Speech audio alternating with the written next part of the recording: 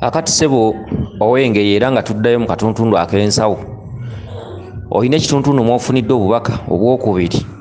Okusinziira ku audio esoose tusuubira okuba nti otegedde bulungi ebikwata ku nsawo. Ekirooto ekyokubiri ogambye nti waloose ng'olaba nti mu nsi gy'olimu bwe mwali mwagenda n'ensawo ku nnyonyi, naye mwali mulina okugenda n'ensawo ku nnyonyi. Akati bwe wayisewo akaseera ne babakubira essimu oba ne babatumira oba ne babagamba nti ensawo zammwe zaatuuse, buli omu yandizze n'akeberamu eyiye. Ogambye nti bwe watuuse ensawo we zaatuuse mu kujja, wasanze n'abantu abalala bazze okukeberamu buli omu ensawo ye. Era ogambye nti bwe watuuseewo wasanze bali bize nnyo nga bakebera, naye nga waliwo n'engeri ya supervisor oba yandibadde nga kalabaalaba wakati ng'abantu bakebera ensawo zaabwe. Ogambye buli omu yakebeddemu ensawo ye era n'agikwata mu ngalo, n'okebera eyo n'ebula. Supervisor n'omubuuza nti agaba atya ensawo yo, n'okebera ensawo yo naye nga ensawo togiraba. Akati mu kituntundu ekyo njagala kunnyonnyola bwe nti mu kituntundu ekyo ky'olina okumanya oba omweso gwo kye gukugamba, ebiseera byonna omuntu bw'aba atambula, mulimu abatambula nga tebamaze kwebuuza. Oli n'agenda olugendo ng'olwo mayiro mpanvu nga tamaze kwebuuza nti mu kutambula ntambula naye nnyinza ntambudde ntya, ki kye nnina okusooka okukola, ki kye nnina okusooka okumanya, era bw'aba lubaale nga mulina nnyinza kumusaba ntya okutambula obulungi, era nandibadde mmalayo bbanga ki. Abasinga obungi mutambulira mu butamanya, oluusi n'ebbanga n'olibeeramu eyo ne liyita nako naye nga tomanyi.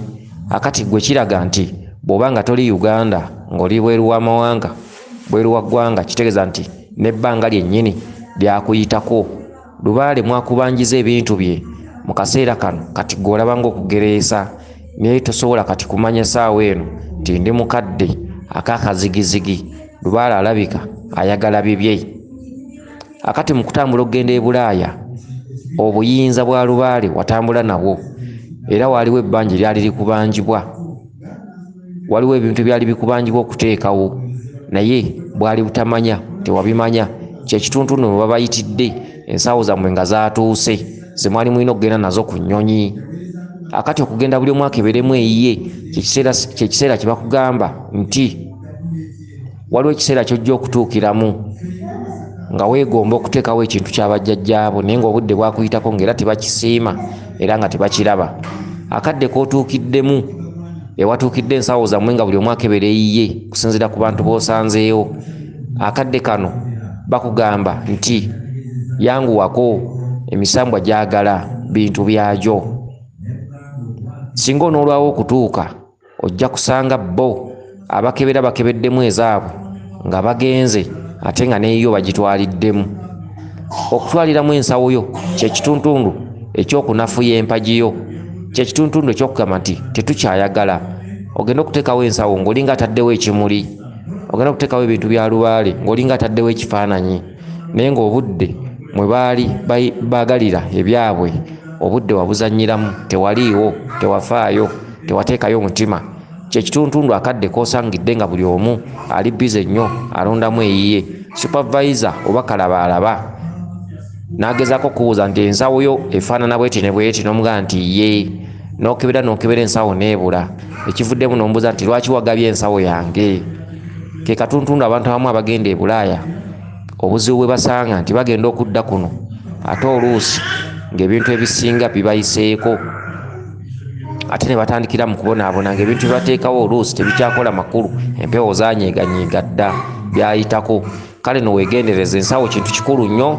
Akambe kali koolabye omukyala kabadde akutte tukakunnyonnyodde, eyo ntandikwa ey'okuzaayo ebintu by'abajjajjaabo, obeeko ebintu by'okola, obeeko obiwummuliza, oba mu sitoowa oba mu nnyumba yo oba mu ngeri yonna gy'osobola okuteekawo ebintu by'abajjajjaabo. Babyagala era baagala otandikeko ng'ebirala tebinnaba kuwanvuwa.